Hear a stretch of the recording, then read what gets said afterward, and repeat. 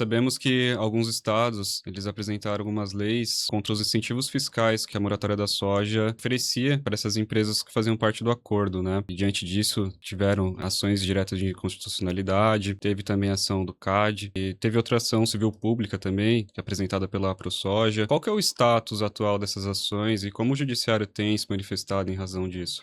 O status atual é compartilhado pelas diversas frentes que se desenvolveram a partir do momento que se começou a discutir, né? Então acho que vale a gente falar de cada uma dessas frentes e depois revelar como elas se canalizaram para um status único, né? Em virtude de uma decisão do STF. Uma das frentes é essa que você comentou na pergunta, né? Alguns estados aprovaram legislações estaduais suspendendo incentivos fiscais àquelas empresas que fossem participantes, né, da moratória da soja, criando, portanto, um incentivo para que ou essas empresas deixassem a moratória da soja, que é o que se verificou, de fato aconteceu, algumas empresas saíram, ou para que aquelas que não fossem parte da moratória da soja ganhassem mercado aqui, né, realmente desmatando áreas posteriormente a julho de 2008, que é a regra da moratória. Então, um campo de atuação você tem essas legislações estaduais, Mato Grosso, Rondônia, outros estados também, e aí diante dessas leis estaduais vieram ações diretas de inconstitucionalidade para discutir a constitucionalidade dessas legislações no STF. Paralelamente a isso, você teve uma iniciativa também no âmbito do nosso órgão de concorrência, no âmbito do CAD. Essa temática foi levada ao CAD, sob aquela perspectiva, um dos argumentos que eu mencionei, alguns dos argumentos têm uma relação muito grande com competitividade, com concorrência, com manutenção da concorrência nos mercados. Essa temática foi, portanto, levada ao nosso órgão de concorrência com o seguinte argumento: olha, a moratória da soja é um cartel de compra e a nossa legislação de concorrência não admite cartel de compra, portanto, tem que ser suspenso esse cartel de compra. No primeiro momento, a Superintendência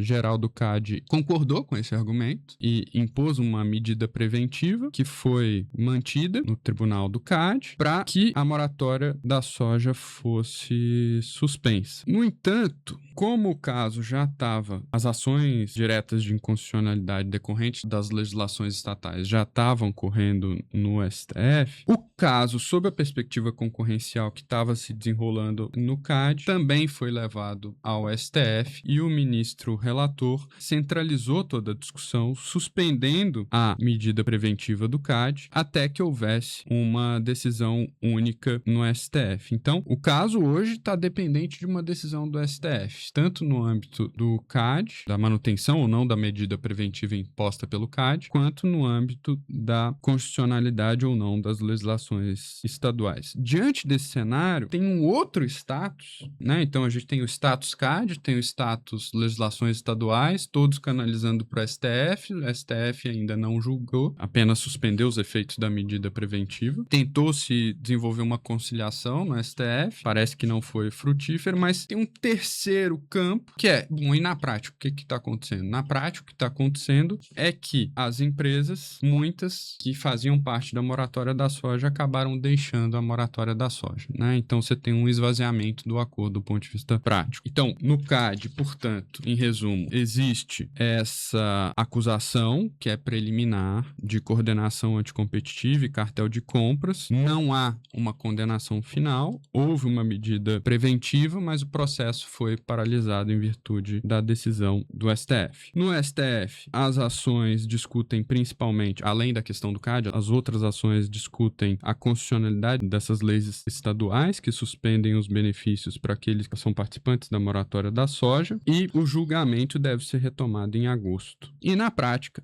houve a saída de associações e empresas participantes do acordo da moratória da soja, mesmo não tendo sido ainda formalmente anulado o acordo, a moratória da soja, e a gente estando na expectativa de uma decisão do STF. Então, na prática, já gerou efeitos. Algumas empresas saíram do acordo.